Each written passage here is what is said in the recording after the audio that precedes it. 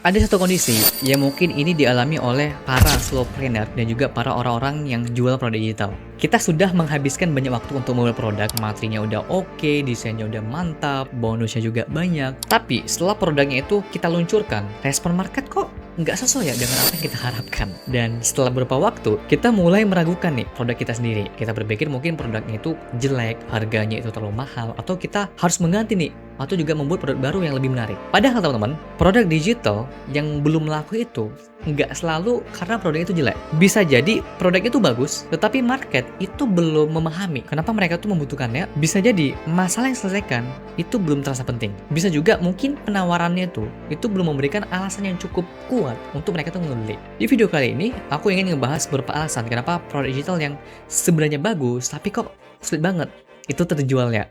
Dan kita bakal bahas ke fondasinya. Alasan pertama, kenapa produk digital itu belum laku adalah karena masalah yang kita selesaikan itu belum dianggap cukup penting oleh market. Kita sering mulai dari ide produk. Kita ingin ngebuat ebook, template, course, atau membership. Setelah itu kita kan langsung mencari orang yang mungkin tertarik untuk membelinya. Padahal teman-teman, customer itu nggak ngebeli karena kita tuh sudah membuat produk. Mereka ngebeli karena ada masalah yang ingin mereka tuh selesaikan. Jadi nggak semua masalah juga mempunyai tingkat kepentingan yang sama. Ada masalah yang menarik untuk dipelajari, tetapi itu nggak cukup penting untuk dibayar. Ada masalah yang memang dirasakan, tetapi memang masih bisa ditunda. Ada juga masalah yang mungkin sudah mengganggu pekerjaan mereka, pendapatan mereka, atau kehidupan mereka, sehingga mereka tuh pada akhirnya aktif untuk mencari solusi. Karena itu, sebelum kita mengevaluasi produknya, coba kita lihat kembali masalah yang diselesaikan. Apakah target market tuh emang benar-benar mengalaminya, ya seberapa besar dampaknya, dan apakah mereka tuh emang sudah mencari solusi, dan apakah mereka tuh emang bersedia itu mengeluarkan uang untuk menyelesaikannya dengan membeli produk kita. Jadi produk yang baik itu nggak hanya mempunyai materi yang bagus, tapi produk yang baik itu dibangun di atas masalah yang cukup penting bagi orang yang tepat.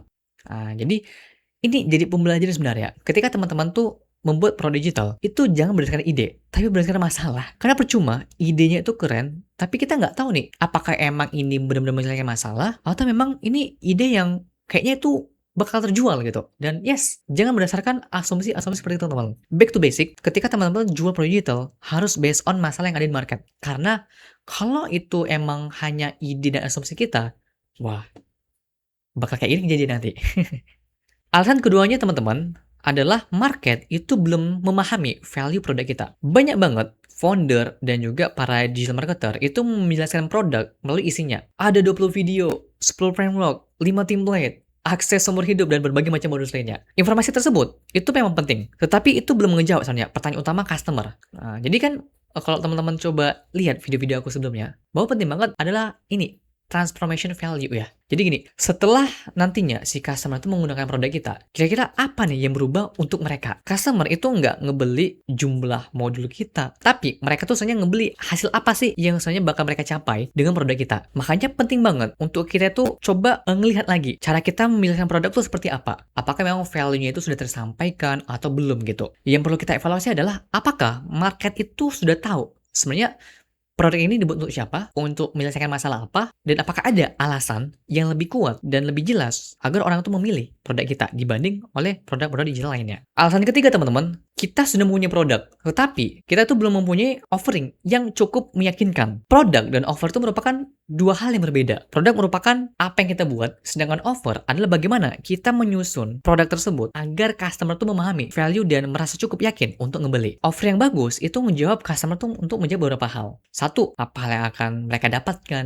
bagaimana produk tersebut ngebantu mereka, apa yang akan mereka itu terima, dan apakah produk ini merupakan cocok untuk mereka, untuk problem mereka, dan kenapa mereka tuh harus membeli produk kita dibanding yang lain. Makanya sebenarnya ketika mereka itu paham dengan produk kita mau ngasih harga yang cukup mahal, itu bakal worth it aja. Semisal kita tuh emang jago untuk mempersuasi mereka dan meyakinkan mereka bahwa memang produk kita itu bisa menyelesaikan masalah mereka. Kalau si customer itu emang yakin terhadap produk kita dengan apa yang kita tawarkan, mau harga semahal apapun, pasti mereka tuh bakal beli. Jadi teman-teman, sebelum kita tuh memberikan diskon, periksa terlebih dahulu apakah memang offer kita itu sudah menyelesaikan hasil, proses, bukti, dan alasan mereka tuh ngebeli produk kita. Produk digital itu mempunyai satu tantangan yang cukup besar gitu ya. Sebelum membeli, customer tuh kan nggak selalu bisa melihat hasilnya tuh secara langsung ya. Mereka membeli e-course, mereka membeli template, ya. Dan akhirnya itu baru terasa ketika mereka tuh nanti menggunakannya. Karena itu teman-teman, trust itu mempunyai peran yang sangat besar. Customer tuh perlu percaya bahwa kita memahami masalah mereka. Mereka juga perlu percaya bahwa produk kita itu emang dibuat, emang berdasarkan dari pengalaman dan proses berpikir yang emang bisa menyelesaikan masalah mereka. Inilah kenapa konten itu nggak seharusnya hanya digunakan untuk promosi. Konten adalah cara kita untuk menunjukkan pemahaman kita. Ketika kita ngebahas masalah si customer tuh secara spesifik, mereka ngerasa dipahami. Ketika kita tuh menjelaskan cara berpikir atau cara framework kita, mereka melihat namanya itu authority. Jadi ketika pesan kita tuh konsisten, mereka pasti mulai nih mengingat positioning kita bahwa kita merupakan ahli di bidang itu. Trust itu dibangun sebelum transaksi itu terjadi. Kita bisa ngebangunnya melalui apa? Ya melalui konten edukasi, studi kasus, behind the process, demonstrasi produk, dan mungkin testimoni ya bagaimana produk kita itu sudah menyelesaikan berbagai banyak masalah seperti yang mereka alamin. Jadi, kalau produk digital kalian tuh belum laku, jangan cuma nanya apakah promosi kita yang emang kurang. Tapi coba tanyakan, apakah kita itu memang cukup konsisten membangun trust ataupun juga alasan bagi market untuk percaya kepada kita. Alasan terakhir adalah produk kita itu belum mendapatkan distribusi yang cukup. Kadang kita tuh terlalu cepat menyimpulkan bahwa produk kita tuh nggak laku. Dan kita ngerasa market tuh tidak tertarik dengan produk kita. Padahal, bisa jadi produk tersebut itu memang belum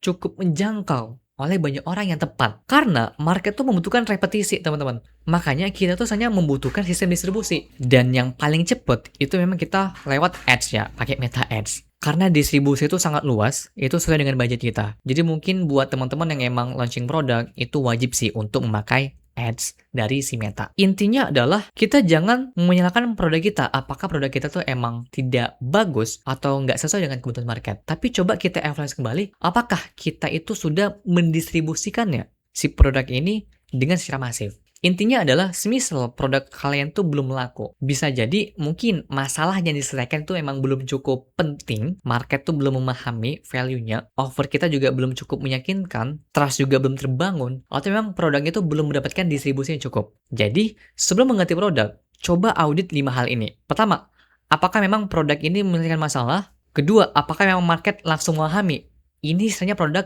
menyelesaikan apa, hasilnya seperti apa yang dijanjikan, dan kenapa mereka tuh harus milih produk kita. Ketiga, apakah offernya itu sudah sangat menjelaskan hasil, proses, dan juga bukti. Dan yang keempat, apakah kita emang sudah cukup membangun trust, kepercayaan sebelum meminta orang untuk membeli. Dan kelima, apakah memang produk kita itu sudah cukup sering dilihat oleh orang dan sudah terdistribusi dengan baik oleh target market yang tepat. Dari 5 bagian yang di atas tadi teman-teman, menurut kalian masalah terbesar apa yang sekarang ada di produk digital kalian? Apakah masalah itu ada di market, positioning, offer, trust, atau di distribusinya? Tulis di kolom komentar ya.